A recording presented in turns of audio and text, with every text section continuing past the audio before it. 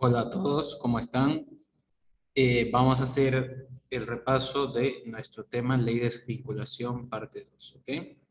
¿Por qué se le llamó Ley de Desvinculación a esta ley que fue promulgada por este, Tomás Frías en 1874? Porque lo que se quería era que ya el indígena no tenga el vínculo que mantenía con su comunidad. Como nosotros hemos estudiado en meses anteriores, el indígena se basaba sobre los ayllus. Sus comunidades eran por ayllus, ¿no? Que eran familiares entre sí, en grupos de familia que eran familiares entre sí, ¿no?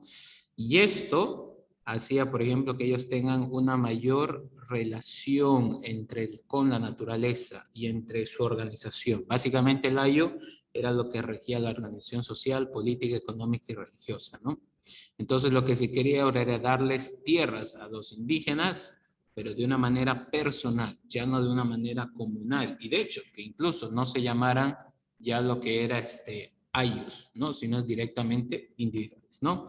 Con esto lo que se buscaba era que el indígena fuera un propietario mucho más productivo. Creían de cierta manera que el indígena no podía ser un propietario productivo de esa tierra ya que estaba con una comunidad. ¿Ok? Esta ley de desvinculación de 1874 significó la desarticulación de las comunidades, incluso se las llegó a reducir hasta un 25%, o sea, menos de un 25%. Se las redujo un 75% de su extensión original, logrando un libre mercado en compra y venta de tierras. Como en años anteriores, en muchos casos hubo abusos de autoridades y la aplicación de la ley de manera fraudulenta. De aquí que en los restantes años del siglo XIX se produjeron innumerables levantamientos indígenas, como el que protagonizó el cacique aymara Pablo Zárate Huilca, al que el historiador Ramiro Condarco denominó el temible Huilca, ¿no? Entonces los indígenas ya estaban cansados de esto y empezaron estos levantamientos, ¿okay? Y estos estaban liderados por Pablo Zárate Huilca. ¿Qué sucede? Pasando ya años después, cuando llegamos a 1952, se produce lo que es la Revolución Nacional, que fue encabezada por el Movimiento Nacionalista Revolucionario MNR, el cual su líder era Víctor Paz Estenssoro. Es el partido del color rosado, el símbolo ahí de Amor y Paz. En el año 1952 se lleva a cabo esta revolución nacional. Dentro de esta revolución lo que se buscaba era nacionalizar las minas de estaño, la reforma educativa, permitir el sufragio universal, diversificar la economía y hacer la reforma agraria.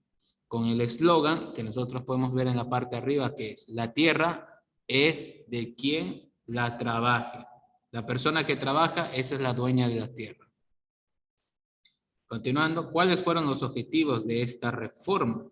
Básicamente buscaba liberar al indígena de su condición servil e incorporarlo a la vida ciudadana, que sea un ciudadano, que no sea un servil, y tener su derecho a la tierra, ¿no? Aquel sueño que tenía Bolívar en 1825, que ahora el indígena ya se pueda ser propietario absoluto de su tierra. ¿Cuáles eran los objetivos? Promocionar la tierra labrantía a los labriegos que no la poseen, siempre que trabaje expropiado para ellos, ¿no? O sea, la persona que está trabajando en ese lugar es la que va a ser dueña de la tierra porque está trabajando. Y así, de esa manera, se expropiaba a los latifundistas. Restituir a las comunidades indígenas de las tierras que fueron usurpadas y cooperar en la modernización de sus cultivos. Liberar a los trabajadores campesinos de su condición de siervos, proscribiendo los servicios u obligaciones personales gratuitas. Estimular la mayor productividad y comercialización de la industria agropecuaria. Conservar los recursos naturales del territorio adoptando las medidas técnicas científicas indispensables, promover corrientes de migración interna de la población rural con objetivo de obtener una racional distribución humana y afirmar la unidad nacional y vertebrar económicamente el oriente con el occidente, ¿no? Y todos esos eran los objetivos, lo que se quería, la finalidad con esta reforma agraria, ¿no?